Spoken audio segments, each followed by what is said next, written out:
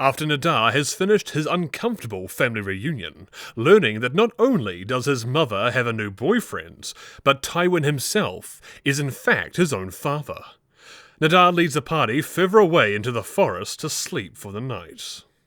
Yet just when the party thinks they've finished with family reunions for the night, they suddenly find themselves approached by Carrick's daughter, and she's missing mentor.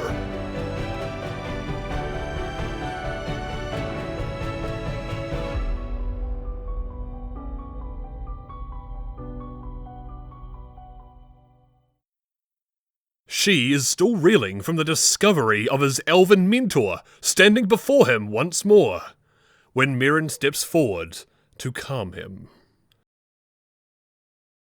Meryn apologizes for abandoning him in the forest, but assures she that it was for his own protection. Meryn informs she that the Nocturnals have been wrong to put their faith in Valicia. She can't be trusted. Valicia has always allowed the Nocturnals to believe that her goal was the preservation of nature and the acceptance of death in the natural cycle of life. But in reality, Valicia has never been a wise matriarch, but rather a mere feuding sister, selfishly trying to claim more of the mortals for herself. That's when Meryn reveals that Valicia and Liberia, the two feuding goddesses, are in fact just two sisters with a fierce rivalry and resentment towards each other. All these years of servitude, all these wars and lives ruined in their names, was nothing more than a childish squabble to them. Both sides have been feeding their followers these false codes and ideologies all along.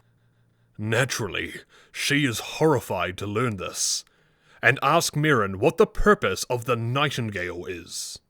Meryn is surprised that she already knows of the Nightingale, but confirms what they all feared.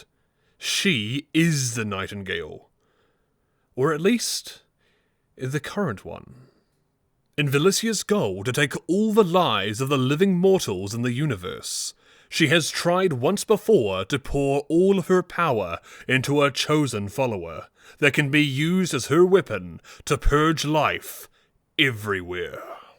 The mistake she made the first time with the little elf girl was transferring her power too early, when the small child's body wasn't strong enough to withstand such power yet. So terrifyingly, that meant the depictions of the first Nightingale's battle, and that ocean of carnage that it left behind, would pale in comparison to what Valicia would be able to turn she into. After Valicia gave all but a sliver of her power to the little girl, only for Liberia's Sunlight Order to vanquish the Nightingale by the hair of their teeth, Valicia had to spend a long time replenishing her power for her second attempt. Thus it stands to reason why the Sunlight Order was able to grow to such prominence across the world, and the Nocturnals all but faded into obscurity. Plus, it didn't help that Valicia had assembled almost the entirety of the Nocturnals together before the Nightingale's battle, where she had a little girl slaughter them all, in what Valicia viewed as a reward for their service, to join their goddess at her side in death.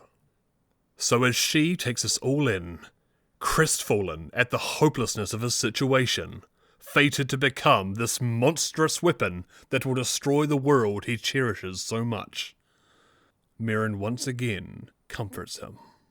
Meryn explains that yes, it was in fact he who wiped most of She's memories, but that might have been the key to saving him from his fate.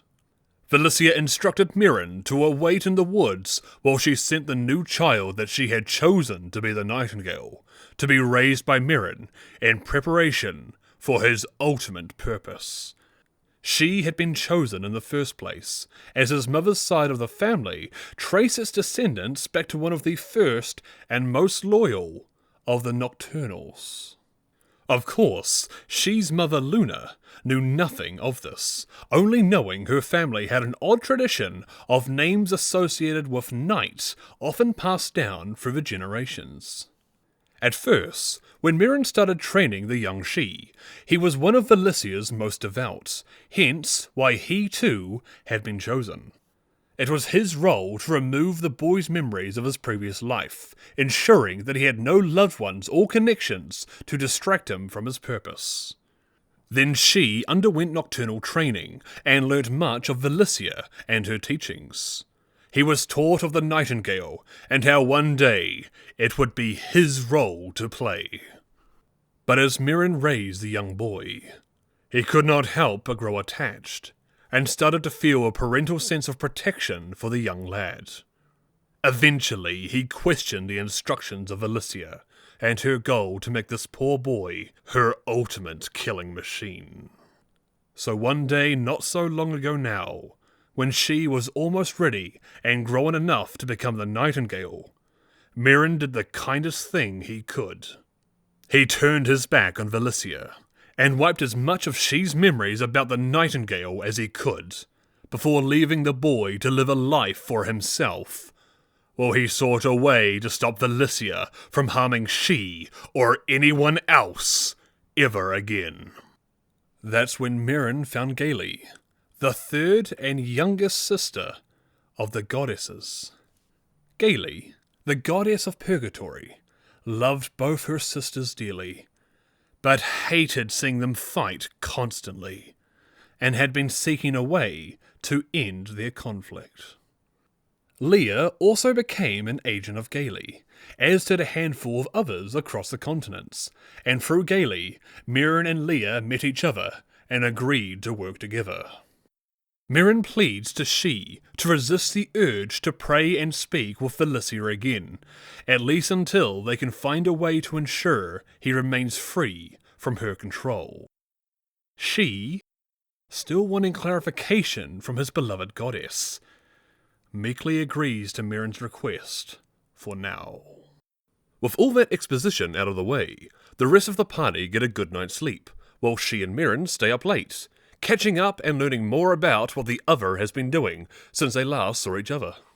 By morning, they all make their way north through the Delian woods to Lostwick, given that they still have this last day before the final showdown tomorrow at Dale. Arriving at Lostwick, She wishes to use his last day to go visit his family privately back in the Salted Whisker in Bristol, in wake of all the traumatizing information that he has learned. The rest of the party put Mirren's concern of leaving She completely alone at ease, as they offer to teleport with him and go visit dearest Echo again while She catches up with his family. So while She is off telling his parents how much he loves them, Echo gets a few surprise visitors from some familiar faces, though it clearly saddens the poor goblin when he doesn't see the handsome dwarf with them. Yet all the same, Ickle seems quite happy to see Nadar, welcoming him, and even giving him some good news. Ickle invites them to all pop over to the abandoned mineshaft they visited all the way back at the start of their adventure, as he found a chest full of goodies, and he thought he'd save them just for them. Beyond grateful, Nadar happily leads the others to go and see what Ickle has in store for them. But as Nadar looks in the chest down in the mineshaft, he finds himself face to face with a bomb set to explode when the chest opens, and Nadar only narrowly avoids being killed instantly by the explosion. Returning to confront the traitorous little goblin, Nadar realizes by Ickle's complete shift in behavior, with a sudden hatred towards the Dragonborn, that this might have been the result of that rogue card that he drew from the deck of many things a while ago. Sadly, they have to put down the rabid goblin, who didn't deserve his fate, unable to control his own actions. The depressed Nadar makes a mental note to himself that he still has the power to summon the Fate card that can rewrite one aspect of reality's history at his fingertips. When they return to the Salted Whisker to check in and see how She is doing, the obviously troubled Tabaxi asks the party if they don't mind staying the night here in Bristol at the First Spill Tavern, while he stays the night with his family before the battle. Considering the party can just use Bristol's teleportation circle to get to Dale first thing in the morning, and considering how sad that She seems about everything, The party agree, and promise to see him at first dawn tomorrow. But after a nice Takashi-made dinner with his family, Shi excuses himself early to go to sleep in his childhood bedroom, where in secret, he can't help but pray just one more time to Valicia, desperately hoping for an explanation that won't make his entire life feel like one big lie after another. The next morning, the party meet their friend, whose depression seems to have moulded into a short temper, as he impatiently hurries them along to the First Stone Keep, where they must find a way to sneak by the mayor and his guards to get to his teleportation circle. She, not interested in wasting time, simply cast a mass invisibility spell, allowing them to simply walk right inside without issue. The party expresses their surprise, as they weren't aware that she had magic that powerful. She just ignores them. Finally, they teleport into the Presidium at Dale, but they don't find Jane looking over papers like yesterday, but instead, they find Doris. Yet the Doris they see before them isn't the one they have seen previously. This being the Doris that just got chewed out by his sister yesterday. He seems tired, worn down by all that he has been fighting for. He asks why Nadar has returned, and the Dragonborn, despite knowing his supposed mission is to kill the Shaken before him, instead feels pity. Nadar recalls how decent Doris was to them before they stupidly listened to Zook and betrayed him. And he decides, with all the other threats they are likely to face today, Doris may not be one of them after all. So Nadar warns Doris that Zook is once again possessed by the Gravelord like he was last time, and now it seems like they are both plotting something sinister. And beyond that, Labrie has learned of Doris's plans to lead Dale's assault against them, and they will be arriving shortly with the full Labrie army to put down his Tooth-Takers. This alarms Doris, as he informs them Labrie is making a mistake to attack him. After all, he's trying to purge the capital of corruption, specifically the Pope, that he suspects, based on recent communication with Labrie's officials, is likely pulling the strings for his own nefarious purposes behind the scenes. The party, making the connection with the Pope's strange choice to send the leader and the Archmage of Labrie both away before this battle in a previous time loop, they inform Doris that the Pope seemed to know something about the Gravelord as well, with the horrifying possibility that the Gravelord and Pope may have some sort of connection. Doris proposes they put aside their differences and work together as friends, for old time's sake. Nadar agrees on behalf of the party, and even Carrick, with his mission to kill Doris, is now curious enough about what is going on here that he holds his tongue to see how this plays out first. Just then, from outside the Presidium, they hear a sudden commotion of screams from the general populace. Heading out to the street, Doris and the party spot a large figure standing atop the southern gate of the city, and Doris helpfully teleports them all the way down to the Well of the People to see more clearly what is happening. There, they see the Gravelord himself, standing proudly atop the castle gate, with the possessed doppelganger and Zook on either side of him. The gate below the Gravelord smashes in, to reveal an army of undead, largely made up by the Hudali population, ready to tear down Dale on the Gravelord's command. Doris and the party share a look, as the rest of the Tooth-Takers flock into formation to defend them, and together they all prepare to defend the city of Dale, even at the cost of their lives. But before the two sides can clash, the sound of Dale's now unguarded west side gate being smashed down as well introduces Labrie's army, filled by city guards and the Sunlight Army, now flanking in behind the Tooth-Takers. Leading Labrie's army, they spot Viscount Cyrus Greenhill, with Rebecca Tuttle, the Archmage, and Pope Eucelius, on either side of their leader. Keenly aware they are now in a dangerous tactical position, Carrick darts up to the nearby roof of the building, with the rest of the party following behind him, and Carrick calls out to his cousin to stop this attack against the Tooth-Takers and focus on the Gravelord instead. Cyrus, obviously surprised to hear his cousin's plea, but also able to notice the terrifying sight of the Gravelord and his army of corpses, can't help but feel that Carrick's plea might be a reasonable one. Yet as Cyrus turns to his council for support, he is shocked to see that Rebecca Tuttle is lifeless in the hands of Pope Eusebius. The Pope smirks at Cyrus, then reveals himself for what he has truly been all this time: a lich. Without warning, most of the members of the Sunlight Order amongst Labree's army, except for Ryuzaki, all suddenly turn on their comrades and begin to slaughter the Labree City Guard.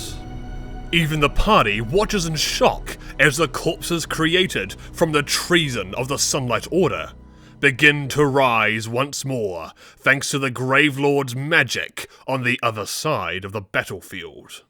And now, thanks to the alliance between the Gravelord and Lich Eusebius, the party, alongside Derice and his Tooth-Takers, find themselves boxed in by a combined army of undead and corrupt Sunlight soldiers.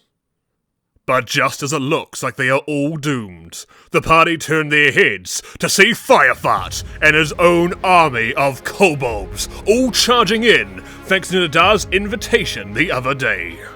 And sure enough, they see Nadar's mother Nadine also soaring into the battlefield to defend her baby. Then, in the most fitting payoff you could possibly hope for, Firefart spots all the Sunlight soldiers and their depictions of sun symbols on their armor. And with more resolve than any soldier in history, Firefart cries out to his fellow kobolds, "Kill the sun!" And with that, the four armies charge at once. Derice and his Tooth-Takers start fighting off the armies from both sides, while the kobolds manage to start driving a wedge into the Sunlight army, giving the Tooth-Takers a fighting chance of managing to work their way out of an awful flank they would otherwise be stuck in.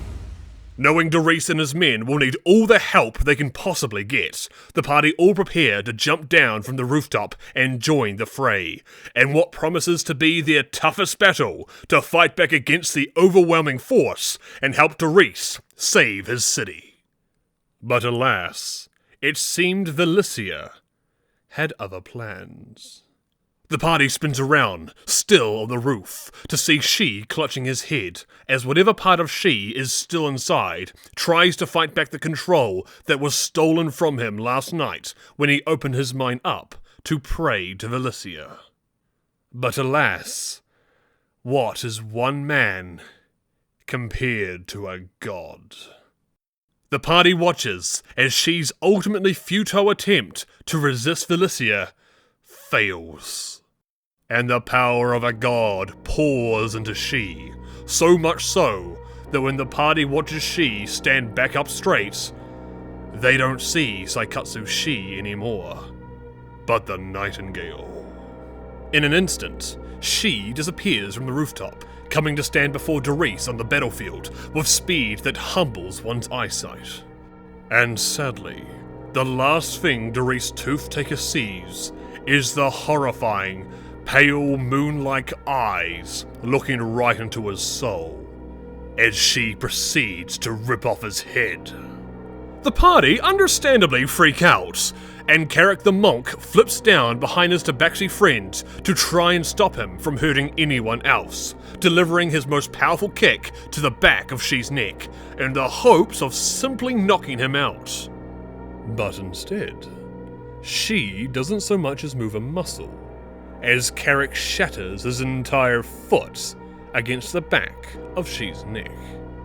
Then, As Carrick crumples to the ground before the nightingale, the monk tries to speak to his friends to fight back control from this evil goddess.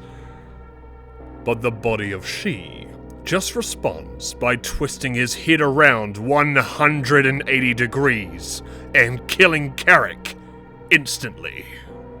Appearing from the crowd of undead and sunlight soldiers, the exhausted and troubled Ryuzaki rushes towards his brother, horrified at what he's seeing, and asks what has happened to him. She doesn't even look at his concerned brother, who is just trying to help him, as he proceeds to punch right through Ryuzaki's face, as easily as he would punch through a wet paper towel.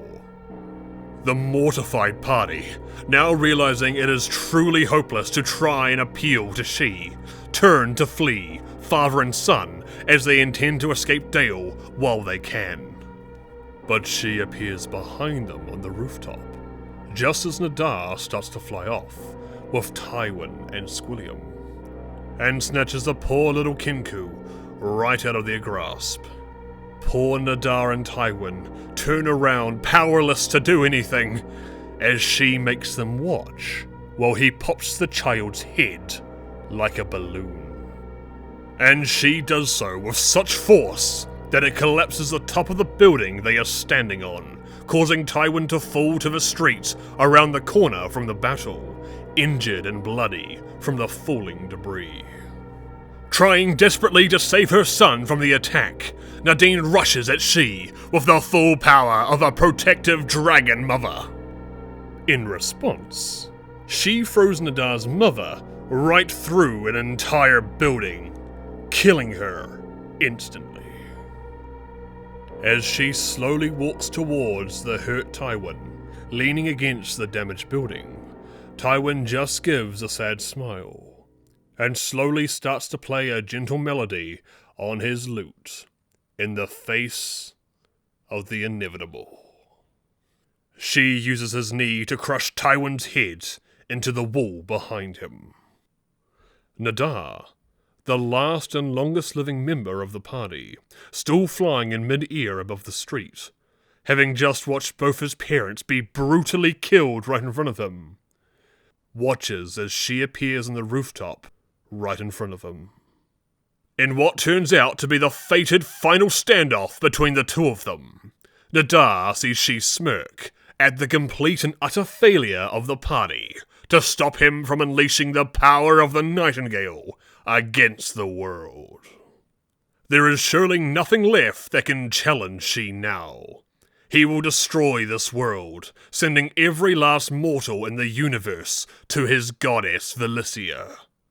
She mocks Nadar, asking how it feels to know there is nothing he can do to stop him now.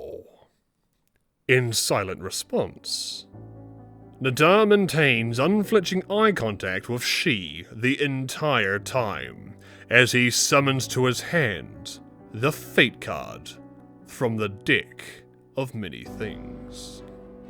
And for the first time, She's smug confidence is shaken. And wordlessly, Nadar activates the Fate card, and desperate to stop him, She lunges at incredible speeds through the air, cat claws aimed right at Nadar's throat.